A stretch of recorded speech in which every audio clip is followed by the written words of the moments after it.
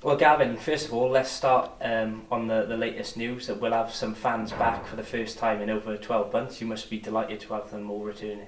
Yeah, no, it's great news. First and foremost, well done to all our club staff, Rodney Parade, the Safety Advisory Group, and those in Welsh Government for supporting the pilot and not forgetting the EFL as well. There's been a lot of stakeholders involved in getting to this point, but it's great news to get everybody back in. You know, football is nothing without fans, and hopefully the pilot will prove that fans can come back in their fullness for next season. I'm sure there's a lot of excitement amongst the fans that they'll be able to come back here, but we must remember that this is a pilot event, isn't it?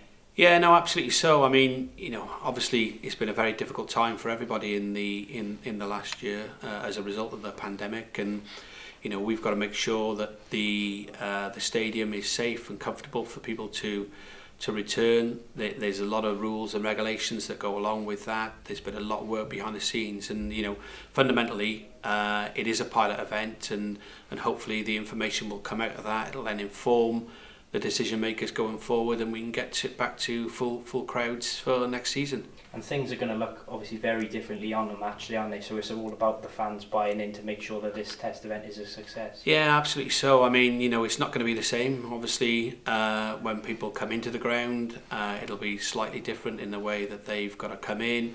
They'll obviously be put in certain seats. Some will sit in bubbles, some will not sit in bubbles.